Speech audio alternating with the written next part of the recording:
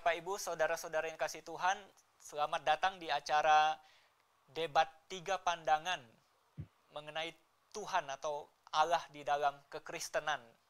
Ada 3 narasumber yang hari ini bersedia tampil bersama-sama dengan kita, yaitu ada Pak Benny Irawan, kemudian ada Pak Samuel Semi dan Pak Stephen Liao. Mohon kepada para peserta Zoom, audionya di mute dulu. Kita berikan kesempatan untuk 3 narasumber ini nanti berinteraksi dengan kita semua. Saya persilakan pertama kepada Pak Benny untuk memperkenalkan dirinya, Pak.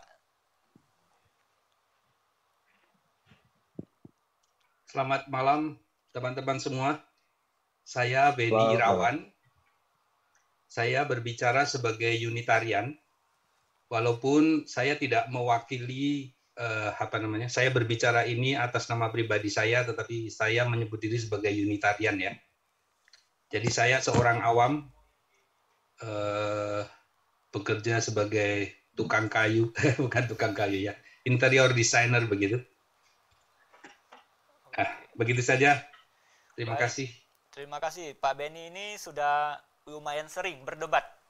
Setahu saya sudah pernah bersama beberapa teman berdebat dengan Pak Budi Asawi di Surabaya ya Pak ya?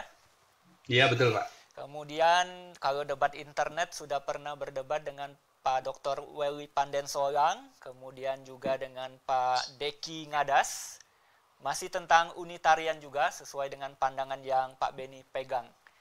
Terima kasih ya, Pak Benny. Kemudian kepada Pak Samuel Siahaan atau Pak Damris, saya persilakan Pak untuk memperkenalkan dirinya.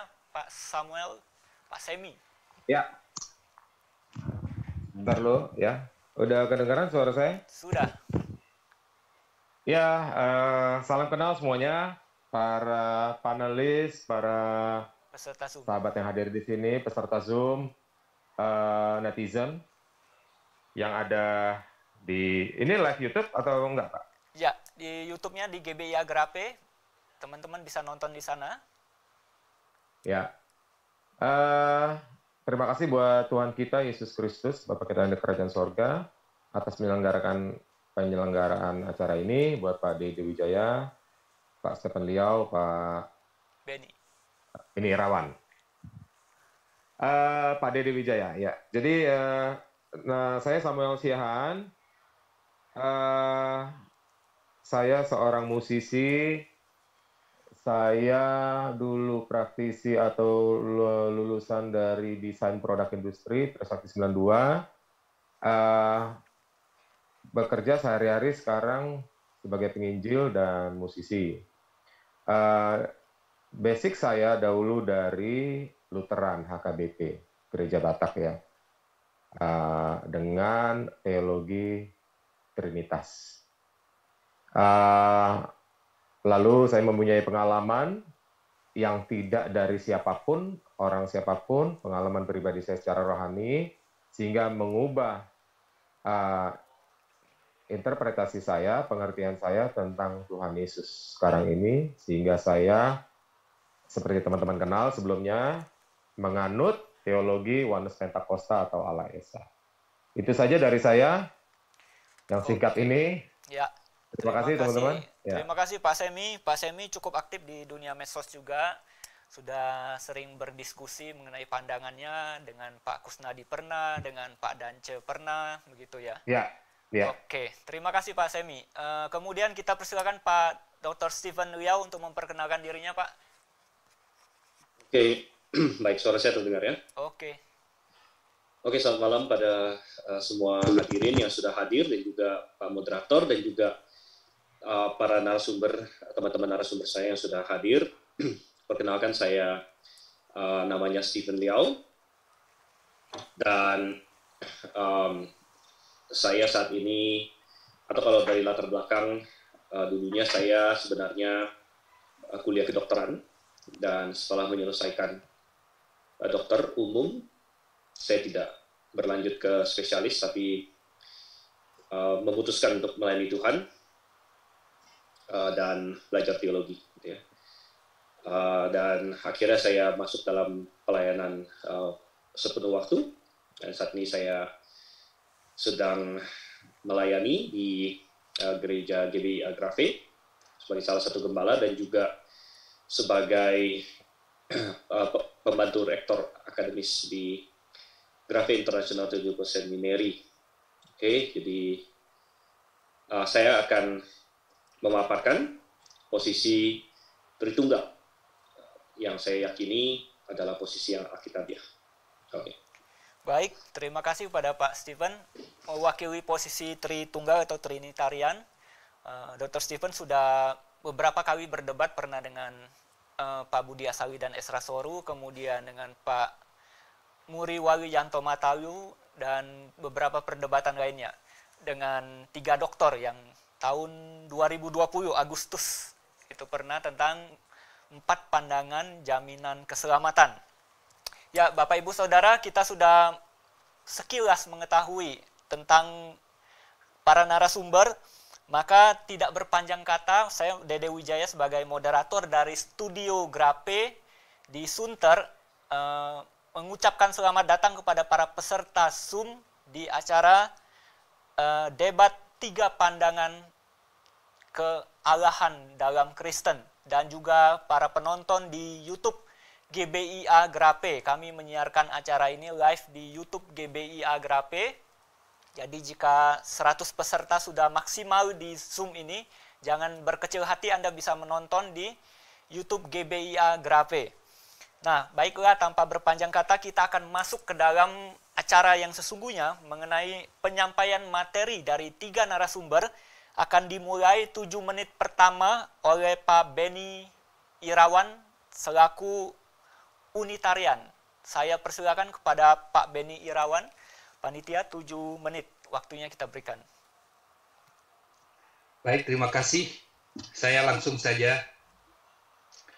Saya memberikan batasan yang jelas bahwa kata Tuhan dan Allah itu punya makna yang berbeda. Saya memberikan pemahaman yang jelas bahwa Tuhan dan Allah adalah 2 kata yang punya makna yang berbeda. Jadi saya meyakini Yesus adalah Tuhan, tetapi bukan Allah yang Maha Kuasa. Di sisi lain ada ada juga makna lain dari kata Tuhan yang istimewa, yaitu sebagai penyebutan dari nama Allah, yaitu Yahweh atau Yehova atau tetragramasi. Jadi Allah, Tuhan, dan Tuhan yang TUHAN-nya huruf besar semua itu mempunyai pemahaman yang berbeda. Nah, sayang sekali di Perjanjian Baru Tuhan TUHAN yang huruf besar semua itu sudah lagi tidak dibedakan cara penulisannya. Jadi kalau di Perjanjian Lama ada pembedaan cara penulisannya, kalau di Perjanjian Baru sayang sekali tidak ada. Jadi tidak sembarang kata Tuhan mesti diartikan sama. Mesti dilihat dulu Tuhan di satu ayat itu artinya apa, begitu. Itu yang pertama. Yang kedua tentang Allah. Allah saya adalah Yahweh, yaitu Allahnya Abraham, Ishak, Yakub, Allah yang Maha Kuasa, Allah yang tak pernah seorang pun pernah melihat Dia. Ya. Sorry. Tolong layarnya jangan dirubah-rubah, saya agak panik nih kalau begini. Tolong diatur. Jadi tentang Allah, Alkitab menuliskan, sebelum aku tidak ada Allah dibentuk dan sesudah aku tidak akan ada lagi. Jadi Allah yang saya yakini adalah Allah yang tidak pernah berubah sejak zaman para nabi, sejak zaman para rasul sampai saat ini. Jadi kalau zaman dulu Musa beralahkan Tritunggal atau oneness, ya itulah Allah yang benar. Tetapi kalau sejak dulu Allahnya Abraham, Ishak, Yakub itu hanya satu tunggal, ya tentu itulah Allah yang benar. Jadi Allah yang saya yakini tidak pernah berubah, tidak pernah lahir Allah yang baru. Kemudian Allah saya adalah, sudah saya buat tadi, Allahnya Abraham, Ishak, dan Yakub, dan juga adalah Allahnya Yesus, yaitu Allah yang telah membangkitkan Yesus. Itulah Yahweh yang oleh Yesus disebut sebagai Bapa, dan Bapa ini adalah satu-satunya Allah yang benar, yang telah mengutus Yesus. Kemudian tentang Yesus. Siapakah Yesus? Yesus adalah utusan Allah, berkuasa penuh, bertindak untuk dan atas nama Allah. Yesus berkuasa mengampuni karena mendapatkan kuasa dari Allah. Berkuasa menghakimi karena mendapat kuasa dari Allah. Bahkan Yesus kuasa mencipta karena mendapatkan kuasa dari Allah. Jadi Alkitab menjelaskan Yesus adalah Dia yang datang dalam nama Yahweh. Dia yang datang dalam nama Allah. Utusan Allah, perantara antara Allah dan manusia. Kemudian tentang Roh Kudus. Roh Kudus adalah unsur milik Allah yang bekerja sesuai dengan perintah atau kehendak Allah. Itu sebabnya di dalam Bilangan 11 ayat 24 dan 25, Roh Kudus itu bisa dibagi-bagi. Jadi saya bacakan, turunlah Yahweh dalam awan dan berbicara kepada Musa, kemudian diambilnya sebagian dari roh yang hinggap padanya dan ditaruhnya atas ke-70 tua-tua itu. Jadi Roh Kudus itu bisa dibagi-bagi, karena memang itu adalah kekuatan dari Allah. Kalaupun Roh Kudus itu dilambangkan sebagai satu pribadi, itu adalah personifikasi dari Roh Kudus itu sendiri. Demikian juga dengan Yohanes 20 ayat 22, di mana Yesus dikatakan menghembuskan Roh Kudus untuk murid-muridnya. Jadi Roh Kudus itu adalah kekuatan Allah yang bisa dibagi-bagi dan diberikan kepada siapapun yang mau berjalan mengikuti kehendak Allah, termasuk diberikan kepada Yesus secara penuh. Nah, saya balik kepada Yesus yang menjadi masalah yang paling penting untuk dibicarakan. Yesus ini saya meyakini memiliki praeksistensi. Sebelum menjadi manusia, Yesus sudah ada. Sebagai apa? Sebagai makhluk ilahi. Tetapi dia bukanlah Allah yang maha kuasa. Makhluk ilahi ini yang kemudian menjelma menjadi Yesus, dan kemudian sempat mati di bumi, dibangkitkan kembali menjadi makhluk ilahi. Makhluk ilahi itu seperti apa? Yang seperti itulah nanti keadaan umat-umat percaya akan diubahkan. Jadi di dalam 1 Yohanes 3 ayat 2 dikatakan, kita ini anak-anak Allah, hanya saja belum nyata keadaan kita. Nanti kalau Yesus sudah menyatakan diri, kita akan diubahkan menjadi sama seperti Dia dalam keadaannya yang sebenarnya. Jadi siapakah Yesus itu dulu? Seperti itulah Yesus akan menjadi, dan seperti itu pula lah kita yang setia ini akan diubahkan oleh Allah. Demikian Masih 30 pemaparan awal dari saya. Sisa waktu yang tersisa silahkan dibuang saja. Terima kasih. Baik, terima kasih kepada Pak Benny yang sudah memaparkan pandangan unitariannya. Kita lanjut kepada narasumber kedua, Pak Samuel Siahaan. Pak Semi, 7 menit waktu kita berikan. Silakan Pak Semi. Baik, terima kasih. Saya mau menyampaikan pengertian teologi berdasarkan Alkitab. 7 menit, udah bisa dimulai sekarang? Sudah, ya. Timer sudah. Ya, saya mau menyampaikan teologi berpengertian berdasarkan Alkitab murni, tanpa intervensi dari doktrin apapun ya. Jadi saya mulai aja nih. Ya. Keesaan Elohim adalah satu-satunya El sebagai yang mula-mula, yang dahulu, yang awal, dan yang akan datang, dan yang akhir. Jadi di sini saja sudah dikatakan, aku Alfa dan Omega. Terus Yahweh mengatakan, atau Yehova mengatakan, aku yang terdahulu dan terkemudian. Aku yang dahulu, sekarang, dan yang akan datang.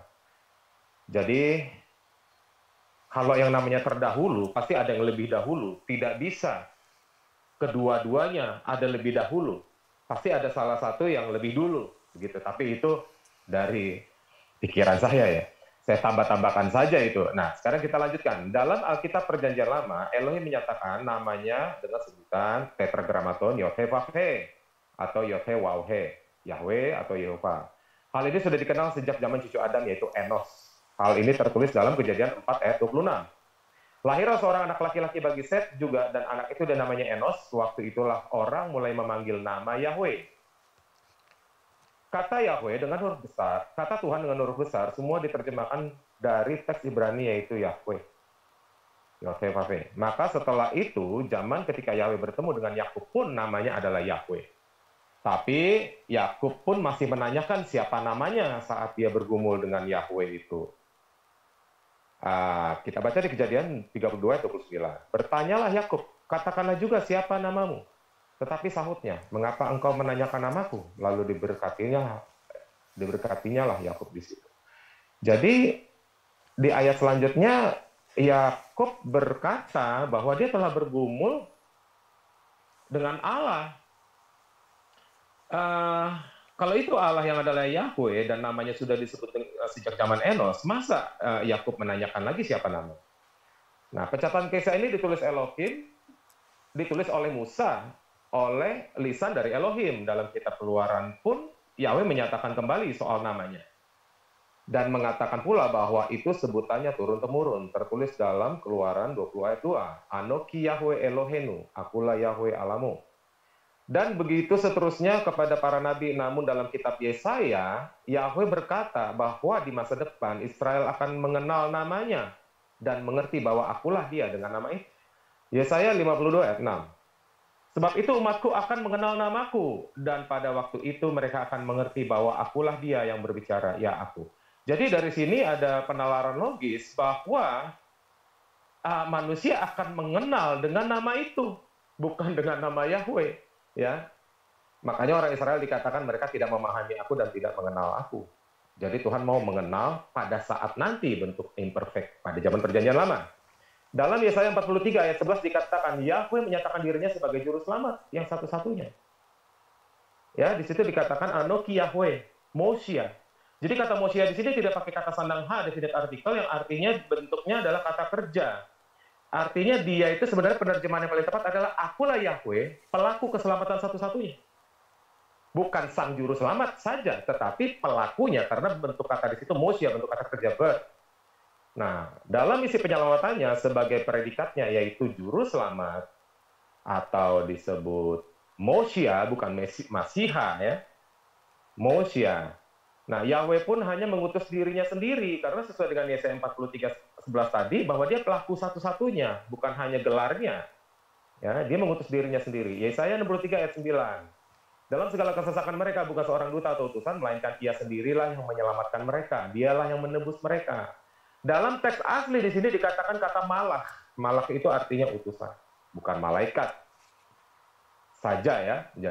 Dialah yang menebus mereka dalam kasihnya dan belas kasihannya. Ia mengangkat dan menggendong mereka selama zaman dahulu kala. Sejak dahulu kala. Jadi sejak semula konsep keselamatan hanya ada di dalam satu pribadi saja. Bahkan seluruh karya penciptaan hanya dilakukan satu pribadi saja atau satu oknum. Ayub 9 ayat 8. Yang seorang diri membentangkan langit dan melangkah di atas gelombang-gelombang laut. Yesaya 44 ayat 24. Beginilah firman Tuhan penebusmu, yang membentuk engkau sejak dari kandungan. Akulah Yehova yang menjadikan segala sesuatu yang seorang diri membentangkan langit, yang menghamparkan bumi. Tidak ada yang mendampingi aku. Di sini kalimatnya siapakah yang mendampingi aku dalam teks asli, bukan kalimat pertanyaan. Saya lanjutkan. Maka berdasarkan konsep dari Taurat, maka Yahweh adalah sang juru selamat itu sendiri.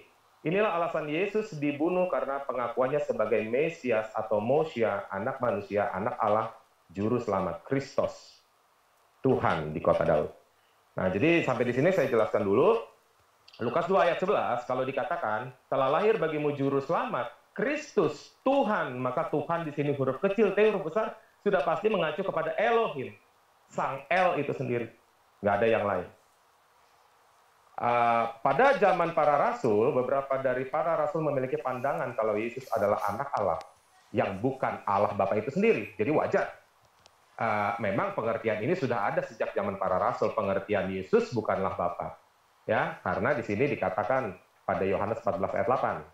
Kata Filipus kepadanya, Tuhan tunjukkanlah Bapa itu kepada kami, itu sudah cukup bagi kami. Artinya Filipus berpikiran bahwa Yesus bukanlah Bapa. Saya hilangkan dulu konteks predikat Allah dan Tuhan. Jadi kalau sudah dikatakan Bapa, maka dia Tuhan Luar Besar Yahweh dan dia adalah El yang adalah Elohim.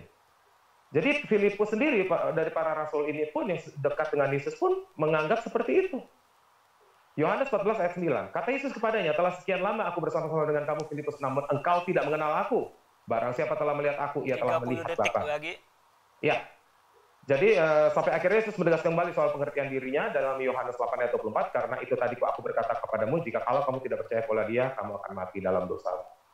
Jadi sampai di sini saya rasa sudah cukup, Pak, tentang penjelasan saya, pernyataan Yesus sebagai Allah yang satu-satunya. Dalam pengertian orang Ibrani tidak ada.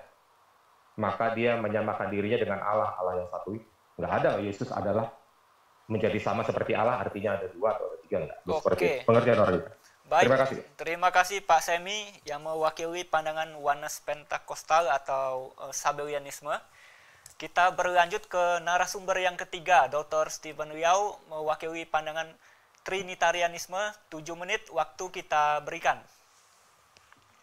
Ini saya share screen ya, biar kelihatan juga semua. Ya. Oke, sudah dapat ya share screen-nya? Baik, saya akan memaparkan tentang Tritunggal. Pertama, saya ingin menyatakan bahwa manusia tidak mungkin mengenal Tuhan, mengenal Allah, kalau bukan Allah yang memperkenalkan diri kepada manusia.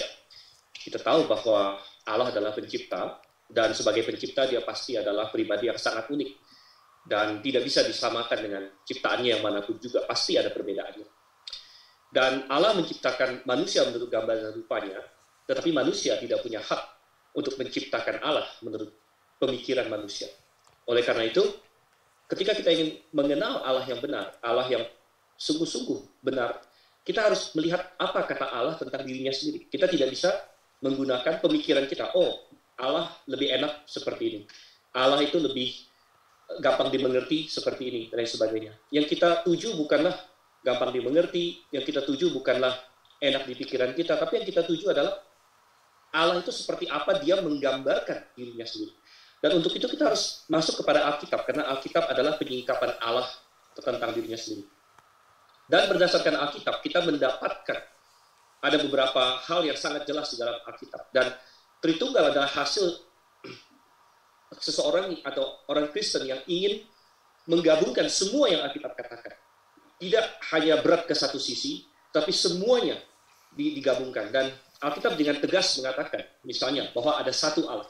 Tritunggal sangat menekankan bahwa hanya ada satu Allah, Allah yang Esa, bukan itu hal yang diperdebatkan.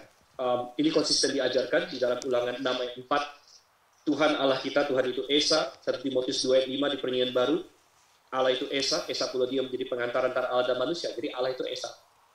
Tetapi Alkitab tidak stop sampai di sana. Alkitab Allah menyatakan dirinya bahwa dia eksis dalam 3 pribadi. Ada 3 pribadi yang bisa kita bedakan, yang bisa kita pisah-pisahkan perannya, 3 pribadi yang berbeda, yang masing-masing disebut Allah, yang satu itu. Jadi bukan 3 Allah yang berbeda, tapi 3 Allah yang sama, 3 pribadi yang ada Allah yang sama, tapi 3 pribadi. Dan ketiga pribadi itu diperkenalkan atau memperkenalkan diri sebagai Bapa, kemudian Putra, Yesus, dan kemudian Roh Kudus. Dan ketiga-tiganya adalah satu Allah yang sama. Dan disitulah kita mendapatkan doktrin Tritunggal. Sehingga kesimpulan yang Alkitabiah adalah Allah yang Esa itu, Allah yang satu itu, eksis dalam 3 pribadi yang berbeda namun satu hakikat. Ini bukan kontradiksi. Kalau Anda mau sebut ini misteri, silakan. Misteri dalam pengertian tidak ada ciptaan lain yang seperti itu, sehingga kita tidak bisa membandingkannya, oh ini seperti air lah, seperti matahari lah, seperti apalah. Tidak ada yang persis bisa menggambarkannya karena Allah adalah pribadi yang unik. Tetapi ini bukan kontradiksi. Kalau kontradiksi adalah satu Allah dan 3 Allah, nah itu kontradiksi. Satu pribadi dan 3 pribadi, itu kontradiksi. Tapi satu Allah, 3 pribadi, ini bukan kontradiksi. Karena satunya kealahannya, 3-nya adalah kepribadiannya. Dan doktrin Tritunggal ini adalah doktrin yang menyimpulkan semua yang Alkitab ajarkan. Sangat mudah sekali untuk menekankan sebagian yang Alkitab ajarkan, maka kita bisa jatuh kepada 2 ekstrim yang diwakili oleh teman-teman moderator saya hari ini. Kalau kita terlalu menekankan perbedaan antara pribadi-pribadi Allah, kita akan jatuh kepada subordinationism, di mana ujung-ujungnya nanti ada Allah besar, Allah kecil. Bapa dianggap Allah yang lebih besar, Yesus dianggap sebagai Allah kecil atau hanya sekedar makhluk ilahi atau lain sebagainya. Itu karena menekankan sebagian ayat yang membedakan Bapa dengan Yesus Kristus. Gitu. Ayat-ayat itu ada, sebenarnya yang dibedakan bukan kealahannya, tapi dibedakan pribadinya. Tetapi jatuh kepada kesalahan yang satu lagi adalah terlalu menekankan kesatuan, Dan ayat-ayat ini ada juga sebenarnya Alkitab mengajarkan kesatuan antara Yesus dengan Bapanya, tapi kesatuan dalam keilahiannya, kesatuan di dalam ketritunggalannya. Ya, tetapi jelas bahwa kalau ini terlalu ditekankan tanpa memperhitungkan yang perbedaan-perbedaannya, maka akan jatuh kepada modalisme, mengkolapskan kealahan kepada hanya satu pribadi saja. Ini adalah modalisme atau oneness atau apapun, sabellianisme dan sebagainya. Topik ini sebenarnya panjang sekali. Kita tidak mungkin bisa membahasnya secara tuntas. Jadi saya hanya akan banyak berfokus kepada masalah Yesus Kristus. Nomor satu, Alkitab jelas mengajarkan Yesus adalah Allah, keilahian Yesus Kristus. Yesus disebut Allah banyak sekali ayatnya. Yohanes 1 ayat 1. Sebenarnya Yohanes 1 ayat 1 ini bertentangan dengan Unitarianisme sekaligus bertentangan dengan modalisme. Karena dikatakan pada mulanya adalah firman, firman itu bersama-sama dengan Allah, ini menentang modalisme, dan firman itu adalah Allah, ini menentang Unitarianisme. Banyak sekali ayat yang mengatakan Yesus Allah. Titus 2 ayat 13, Yesus disebut Allah yang maha besar dan juru selamat kita. Ibrani 1 ayat 8, bahkan Allah Bapa menyebut anaknya sebagai Allah. 2 Petrus 1 ayat 1, Yesus Kristus adalah Allah dan juru selamat kita. Kemudian di dalam Yudas 1 ayat 4 juga, dia disebut sebagai Allah penguasa dan Tuhan kita, Yesus Kristus. Banyak sekali saudara kasih Tuhan. Kita tidak akan mungkin bisa membahas semuanya. Yesus memiliki sifat Allah, dia maha kekal. Dia adalah Alfa dan Omega, tadi sudah disebut juga. Dia imutabilitas, dia tidak berubah. Kalau tadi ditekankan Allah tidak berubah, Yesus Kristus juga tidak berubah. Dikatakan Yesus Kristus sama kemarin, sekarang sampai selama-lamanya. Yesus adalah Yehova. Yehova adalah nama Allah Tritunggal. Jadi Yehova adalah nama Allah Tritunggal. Yehova bisa mengacu kepada Bapa, Yehova bisa mengacu kepada Yesus. Yehova bisa mengacu kepada Roh Kudus. Dan faktanya Yehova ada terlihat di dalam Perjanjian Lama. Ya, padahal Bapa tidak pernah terlihat. Tetapi Yehova terlihat. Siapa Yehova yang terlihat di Perjanjian Lama? Itu adalah Yesus Kristus.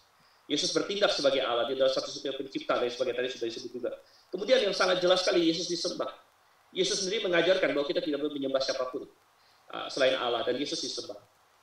Tetapi selain itu, saya juga ingin menekankan bahwa Alkitab juga menegaskan kepribadian yang terpisah antara putra dengan Bapa. Ya, mereka adalah pribadi yang berbeda.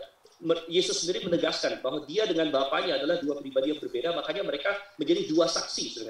Ya, dua waktunya saksi. Pak Steven. Dan kemudian dalam 1 Yohanes 5 itu dengan Roh Kudus mereka menjadi tiga saksi. Jadi itu jelas sekali mengajarkan Tritunggal. Oke. Baik, terima kasih.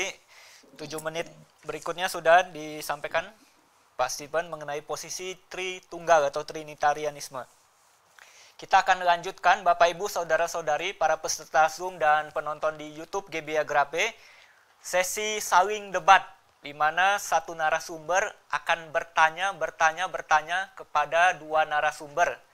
Dua narasumber ini akan diberi waktu 30 menit untuk menjawab.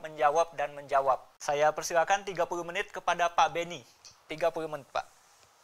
Baik. Kepada Pak Samuel dulu ya. Pak Samuel, ya. Oke. Pertanyaan pertama kepada Pak Samuel. Timer. Rupanya Pak Samuel ini tidak membedakan antara kata Tuhan di Perjanjian Baru yang berarti, yang bermakna sebagai nama Allah yaitu Yehova dengan Tuhan dalam arti Lord, pengertian yang biasa.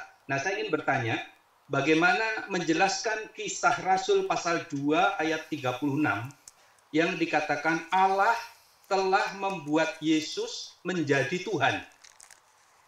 Demikian juga dengan Kisah Para Rasul pasal 10 ayat 4 yang menyatakan bahwa malaikat itu juga disebut sebagai Tuhan.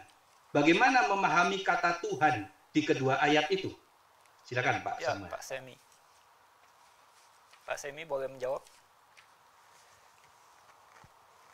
Oke, yang pertama, Allah telah membangkitkan Yesus sebagai Tuhan, begitu Pak Beni? Kisah pasal 2 ayat 36. Allah telah membuat Yesus yang kamu salibkan itu menjadi Tuhan dan Kristus. Tepat sekali. Jadi kan Yesus berkata nih Pak, ketika kamu meninggikan anak manusia, barulah kamu tahu bahwa akulah dia. Meninggikan anak manusia di sini sama seperti Musa meninggikan ular di padang gurun. Jadi ketika Yesus disalib, dia di situ ditulis Yesus Nazarenus Rex Iudarium.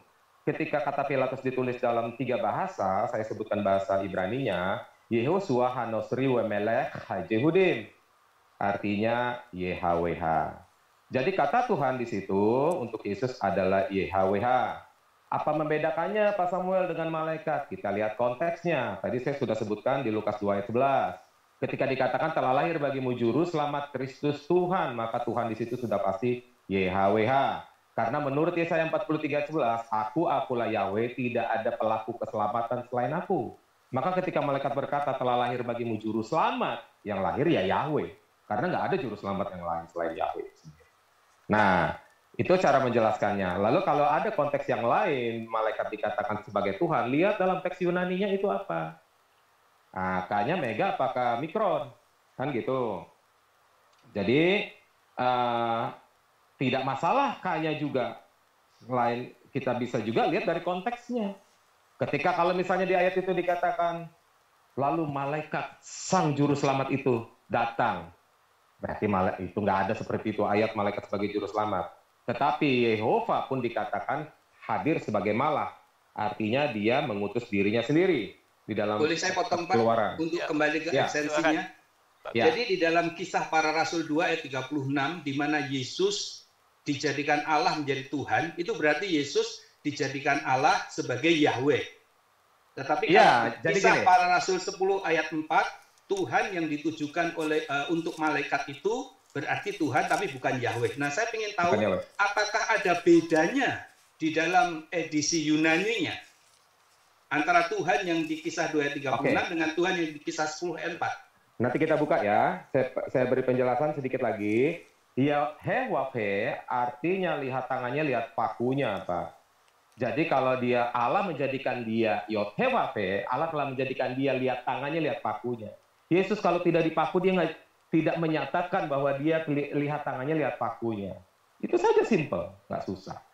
Jadi kalau Yesus, kalau Elohim sendiri dikatakan dia sebagai juru selamat, tetapi dia tidak disalib, maka dia bukan Yod-Heh-Wah-He. Jadi kata Yod-Heh-Wah-He di situ adalah tetragrammaton yang menunjuk kepada nubuatan yang harus digenap, bahwa dirinya harus disalib.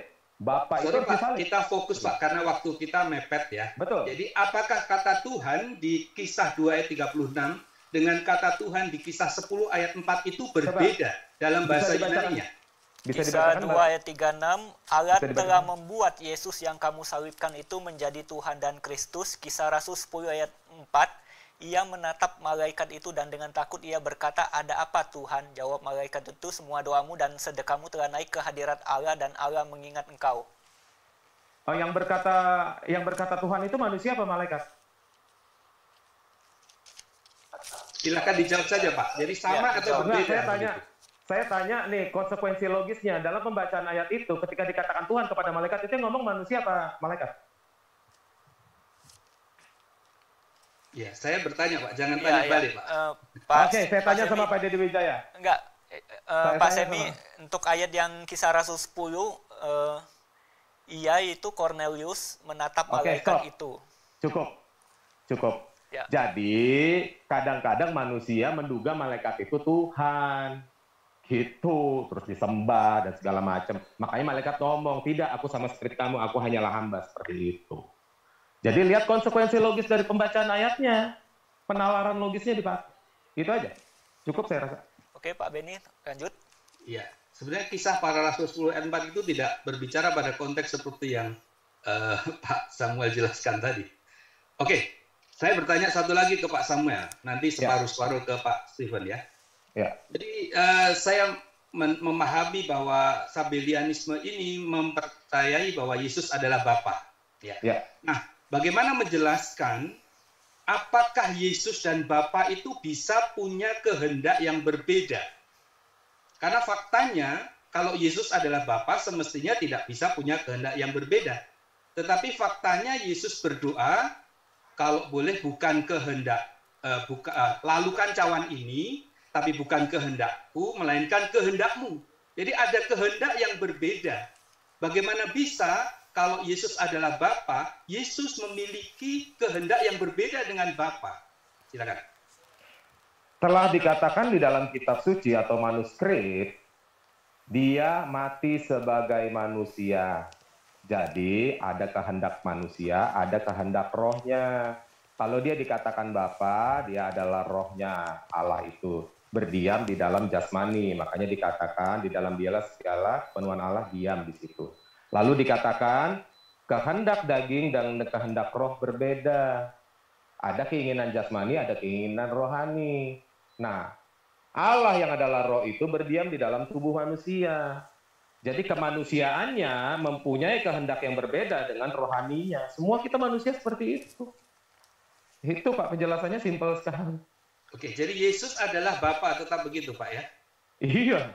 Oke, Tetap Bapa. bagaimana pernyataan Yesus yang mengatakan ada dua saksi, yaitu aku dan Bapa. Lalu Yesus berkata, kesaksian dua orang adalah sah. Nah, jika ternyata Yesus adalah Bapa, bukanlah berarti itu yang bersaksi hanya satu orang, satu pribadi. Apakah ini bukan berarti Yesus melakukan kebohongan publik, contempt of court, ya, pelecehan pengadilan, yang bersaksi satu orang tapi mengaku dua orang? Bagaimana? Oke, saya menjelaskan dengan dua option, bahwa di situ adalah penjelasan substansi. Jadi substansi roh menyaksikan substansi dagingnya. Misalnya saya ambil contoh analogi Pak Beni. Saya bersaksi akan keberadaan Pak Beni, yaitu bahwa bajunya Pak Beni adalah sebagai saksi testimoni tentang keberadaan Pak Beni. Atau saya langsung aja lah, ini tengkoraknya Pak Beni adalah menjadi saksi atas itu. Gitu loh. Nah kalau di situ dikatakan, sekarang saya pakai opsi kedua.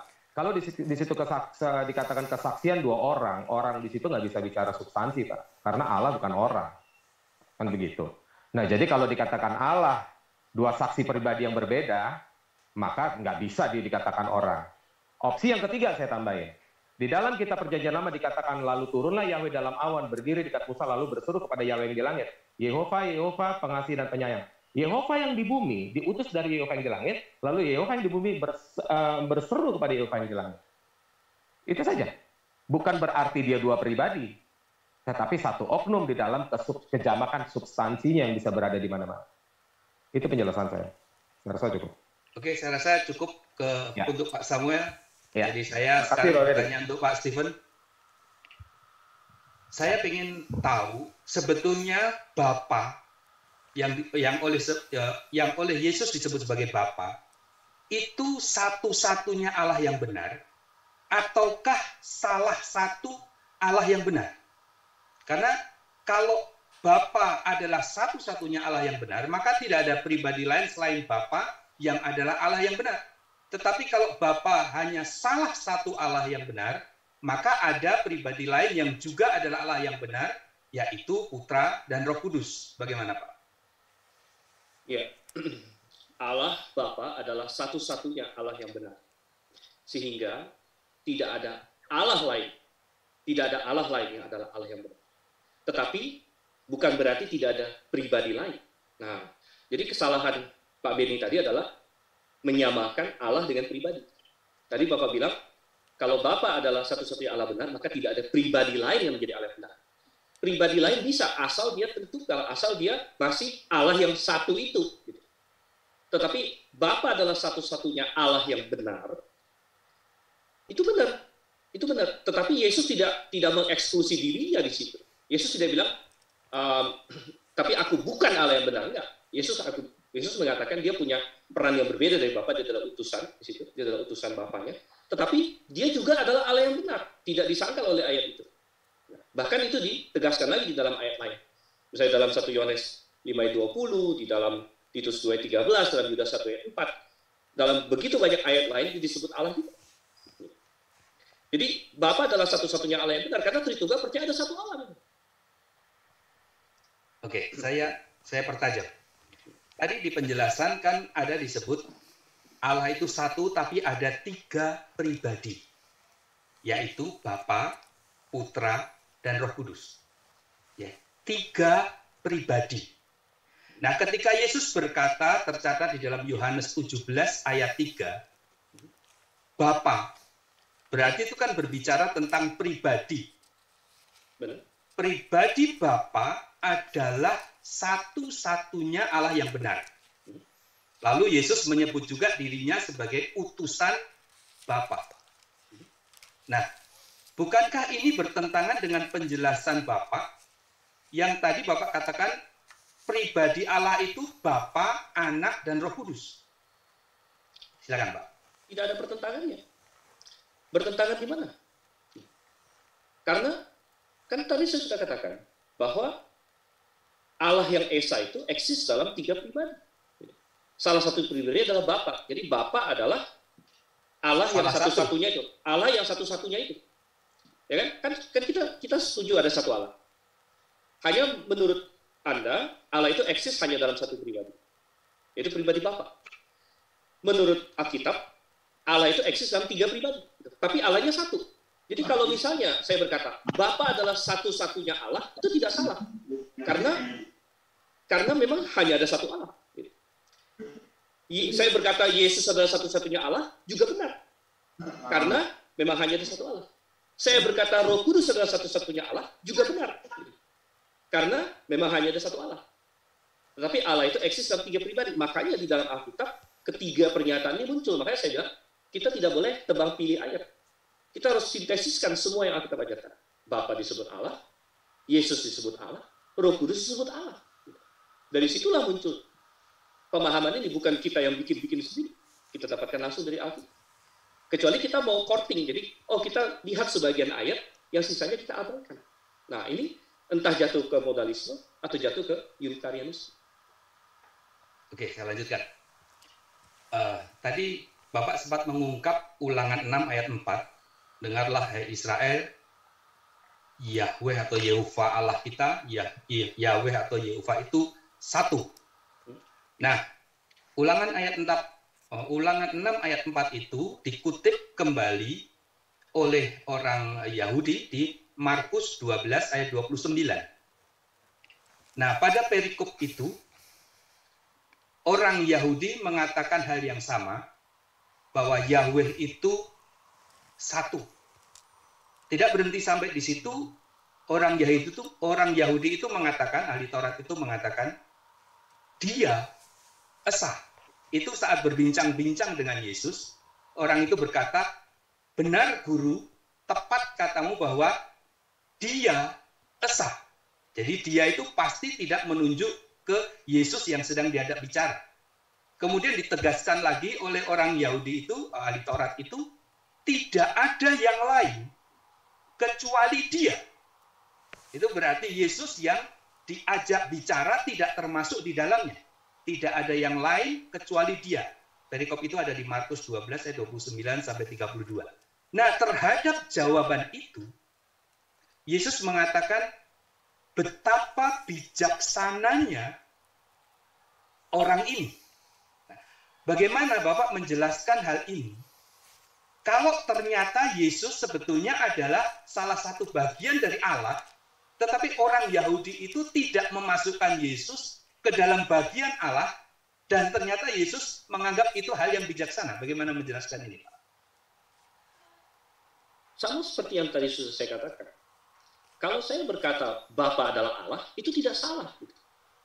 Jadi kalau misalnya ada seseorang membuat pernyataan yang berfokus kepada salah satu pribadi Tritunggal, dan menyatakan dia adalah satu-satunya Allah, itu tidak salah. Karena memang Allah itu hanya satu. Itu yang kita pahami. Jadi nanti akan menjadi bingung malah kalau misalnya Yesus dijadikan bukan Allah atau Allah kecil gitu, atau makhluk ilahi atau lain sebagainya. Jadi nanti ada dua yang disembah, malah jadi bingung-bingung. Jadi Allahnya ada dua, ada Allah besar, Allah kecil nanti jadi. Tetapi yang benar adalah Allah itu memang satu, sehingga kapanpun kita bisa berfokus ke salah satunya. Pernyataan yang berfokus ke salah satunya tidak salah. sama seperti orang yang tadi dikutip itu, dia sedang berfokus ke pribadi Bapa misalnya. Saya pun bisa berfokus kepada pribadi Bapa saat ini. Saya bisa berkata Bapa adalah satu-satunya Allah. Yang Esa, benar. Saya bisa berkata Yesus adalah satu-satunya Allah saja. Benar, begitu.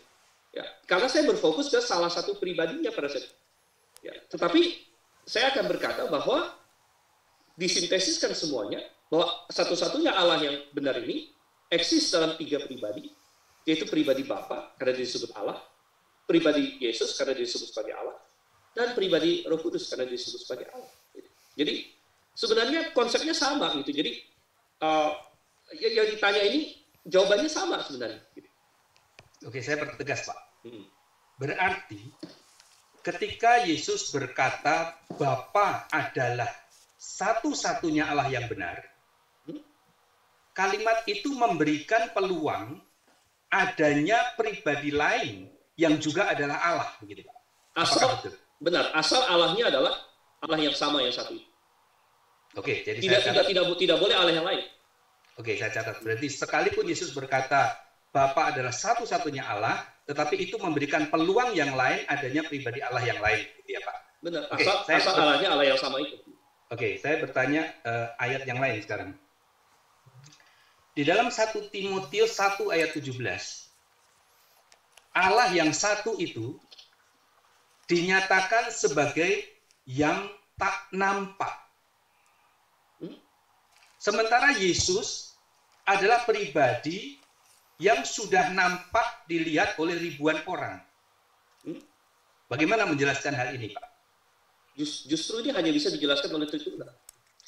Karena begini, jelas-jelas di dalam Perjanjian Lama, ada banyak sekali Allah menampakkan diri. Yang tidak bisa dijelaskan oleh Unitarianisme. Karena dalam Unitarianisme, akan bentrok kalau misalnya Allah di Perjanjian Lama menampakkan diri, berarti karena Unitarianisme hanya percaya Bapa sebagai satu-satunya pribadi di situ, tidak ada pribadi lain seperti Tritunggal. Maka menjadi bentrok dengan ayat ini. Tapi ayat ini justru sangat cocok dengan Tritunggal. Jadi saya senang sekali ayat ini diangkat. Karena Allah yang kekal, yang tidak nampak ini jelas mengacu pada pribadi Bapa. Ini dijelaskan dalam Yohanes 1:18. Yohanes 1:18 yang berkata bahwa tidak ada seorang pun pernah melihat Allah. Tapi katanya apa? Anak tunggal Allah atau putra tunggal Allah yang ada di pangkuan Bapa, dia yang menyatakannya. Jadi setiap kali Allah muncul di dalam Perjanjian Lama atau Yehovah muncul dalam Perjanjian Lama dan dilihat orang, itu ada banyak ayatnya. Kita bisa buka satu persatu. Yehovah muncul, Yehovah dilihat, Yehovah berbicara pada Musa muka dengan muka, Yesaya melihat Yehovah dan sebagainya. Bagaimana caranya supaya tidak bertentangan dengan pengajaran 1 Timotius 1:17 yang berkata bahwa Allah yang kekal tidak nampak gitu. Padahal Yehovah nampak, Allah muncul, Allah bergumul dengan Yakub dan sebagainya. Satu-satunya penjelasan adalah Tritunggal. Bahwa yang muncul dan yang dilihat dan yang bergulat dengan Yakub dan lain sebagainya adalah Yesus Kristus, adalah Yesus inkarnasi dia, gitu. Sehingga dialah Allah yang nampak, sedangkan Bapa adalah pribadi Allah yang tidak nampak. Saya pertegas Pak. Jadi sebetulnya sudah ada orang yang pernah melihat Allah atau tidak, atau belum? Tidak ada orang yang pernah melihat Bapa. Tapi jelas ada orang yang melihat Yesus Kristus. Ya, tadi kan Yohanes 1 ayat 18, tidak seorang pun pernah melihat Allah. Nah, yang saya pertanyakan, sebetulnya sudah ada atau belum orang yang pernah melihat Allah? Makanya jawabannya, karena Allah eksis dalam 3 pribadi. Ketika berbicara mengenai pribadi Bapa, maka tidak ada seorang pun pernah melihat Allah. Ketika berbicara mengenai pribadi Yesus, maka Thomas berkata, "Ya Tuhanku, ya Allahku."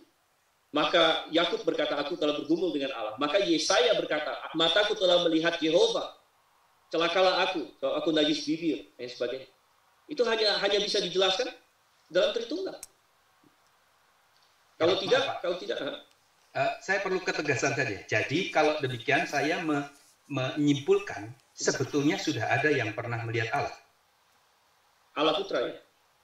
Iya, artinya apakah Allah Putra ataukah Allah Roh? Berarti ada yang sudah melihat Allah. Ya Allah Putra benar. Ya, oke. Jadi karena yang saya baca di Alkitab itu tak seorang pun pernah melihat Allah, Tetapi kesimpulan Bapak kan ada yang pernah melihat Allah gitu ya. Karena saya mau menggabungkan semua yang Alkitab katakan, yang ada banyak ayat lain yang mengatakan manusia melihat Allah dan Allah menampakkan diri. Ada banyak ayat seperti itu. Dan itu hanya bisa dijelaskan dengan Tritunggal. Seandainya saja itu nanti ditanyakan ke saya akan jawab. Baik, saya tanya selanjutnya. Tadi kan Bapak mengatakan ada Allah kecil, Allah besar begitu ya, kalau tidak mengikuti apa penjelasan Bapak. Nah, kita melihat bahwa di dalam Alkitab, Yesus itu punya Allah. Jadi pada waktu disalib, Yesus berkata, Allahku, Allahku, kenapa engkau meninggalkan aku? Kemudian, itu kan di dunia, biasanya orang berkata begitu kan. Nah sekarang kitab Wahyu. Kitab Wahyu itu ditulis ketika Yesus sudah di surga, sudah dibangkitkan. Dan kitab Wahyu pun dituliskan hal yang sama. Yesus berkata, di dalam Wahyu 3 ayat 12, nanti kalau kamu setia, kamu akan menjadi soko guru di kota Allahku. Jadi Yesus pun tetap berkata bahwa di surga kelak, Yesus tetap punya Allah. Nah, Allah yang tetap punya Allah, ini apakah Allah yang maha kuasa, Pak? Allah yang maha tinggikah dia? Ya, silakan Pak. Untuk menjawab itu, Alkitab sudah mengatakan secara jelas. Dalam 1 Yohanes 5 ayat 20 dia dikatakan sebagai Allah yang maha kuasa. Allah yang benar. Di dalam Wahyu 1 ayat 8 dia menyebut diri sebagai yang maha kuasa. Jadi sebenarnya tidak ada masalah bahwa Yesus menyebut Bapa sebagai Allah. Karena memang Bapa adalah Allah. Tetapi Bapa ada tidak menyebut Putra sebagai Allah. Nah, kalau misalnya tidak, maka kita bisa meragukan. Tapi ternyata iya, Bapa pun menyebut Putra Yesus sebagai Allah di dalam Ibrani 1, misalnya ayat yang ke-8 di situ, di mana dikatakan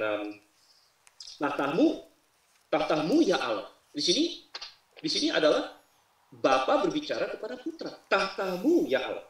Tetap terus. Jadi Bapa menyebut Putra Allah, Putra menyebut Bapa Allah. Itulah keindahan dari Tritunggal. Makanya kita bilang, karena kita mensintesiskan semuanya. Kalau kita mau lihat satu sisi saja, oke, Yesus menyebut Bapa sebagai Allah. Oh, apakah itu berarti akhirnya Yesus menjadi Allah yang lebih kecil? Sepertinya mau menuju ke sana tadi. Karena tadi pertanyaannya apakah Yesus Allah yang maha tinggi dan sebagainya. Jadi seolah-olah memang posisi Pak Beni ini mau menyatakan bahwa Yesus ini Allah, atau tadi istilahnya makhluk ilahi gitu kan. Makhluk ilahi kan berarti bersifat kealahan tuh, kata-kata adjektif ilahi di situ. Bersifat keilahian, makhluk ilahi. Jadi kayak ada Allah tapi yang bukan Allah gitu. Allah yang bukan Allah. Makhluk ilahi. Jadi kayak ada Allah kecil gitu jadinya. Padahal Alkitab jelas mengatakan Yesus adalah Allah yang benar. Dia adalah maha kuasa. Dia adalah pencipta dan lain sebagainya. Jadi kalau kita sintetiskan semuanya, kita dapatkan Tritunggal. Bahwa Putra menyebut Bapa Allah nggak masalah. Mau di sorga, mau di atas kayu salib nggak masalah. Bapa juga menyebut Putra Allah, itu dari sorga dan mengatakan tahtamu ya Allah. Saya perlu meluruskan. Jadi yang disebut Allah oleh Bapa itu bukan cuman ya anggaplah Putra. Ya saya terima saja Ibrani 1 ayat 8 begitu ya. Jadi di Yohanes 10 ayat 34, Mazmur 82 ayat 6, anak-anak Allah itu juga disebut Allah. Dan yang menyebut itu adalah Bapa, Yehova. Nah, apakah anak-anak Allah yang oleh Allah disebut sebagai Allah, itu juga adalah Allah yang maha tinggi? Bagaimana, Pak? Nah, konteksnya sama sekali berbeda.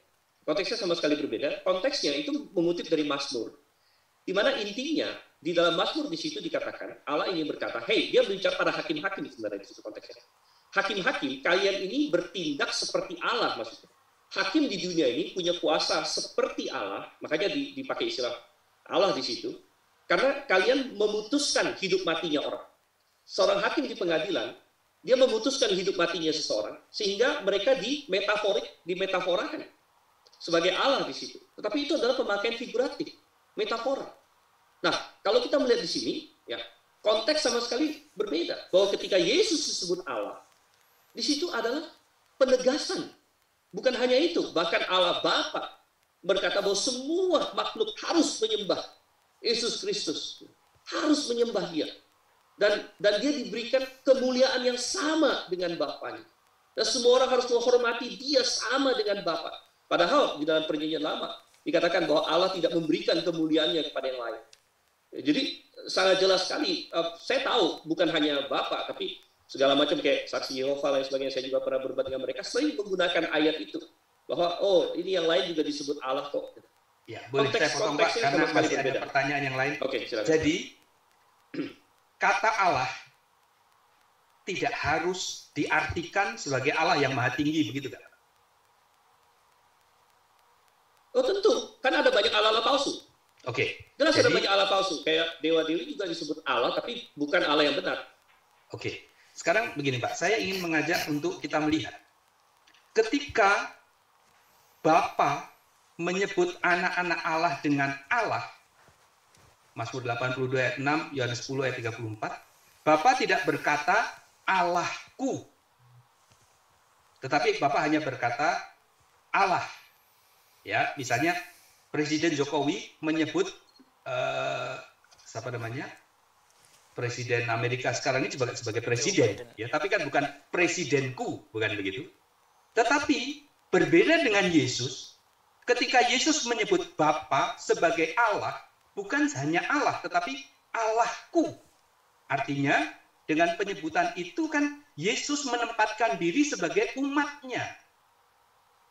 Berbeda dengan tadi kasus ketika Presiden Jokowi menyebut Presiden Amerika dengan Mr. Presiden, itu tidak menempatkan Jokowi menjadi rakyatnya presiden yang disebut tadi. Lain kalau Jokowi berkata presidenku, nah itu berarti dia menempatkan diri sebagai rakyatnya.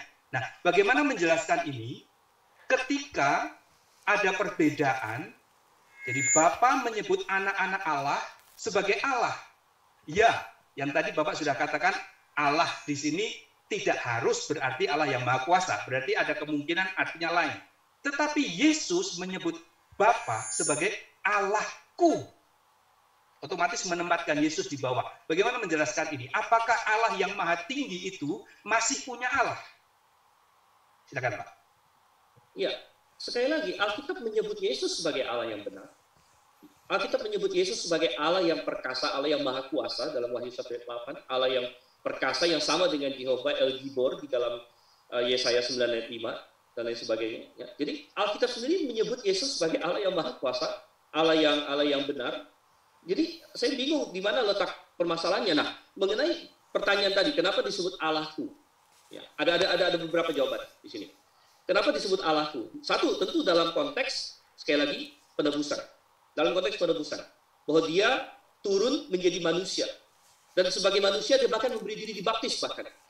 Begitu. Jadi dia mengidentifikasikan dirinya dengan umatnya. Lalu kalau dibilang bagaimana dengan di Wahyu? Di Wahyu dia sudah di sorga. Oke, di Wahyu dia sudah di sorga, tapi di Wahyu dia masih menjalankan penebusan. Dia masih menjalankan proses itu ketika dia membawa darahnya masuk ke dalam tempat kudus. Dan dia masih disebut sebagai sang domba. Dia disebut domba di dalam Wahyu. Kenapa dia disebut domba? Karena domba menggambarkan pengorbanan dia. Dan di sorga, sebenarnya di sorga di Wahyu itu dia sedang berbicara konteks, dia sedang menantikan saatnya dia kembali lagi ke bumi. Di situ sebagai domba, ya, domba yang akan menang. Jadi tidak ada masalah, itu penjelasan nomor 1. Penjelasan nomor 2, 5 detik lagi. Kataku di situ tidak harus berarti subordinasi selalu. Oke, kataku di situ. Misalnya saya bisa berkata istriku, misalnya, itu tidak berarti subordinasi, tidak selalu. Oke. Waktunya habis.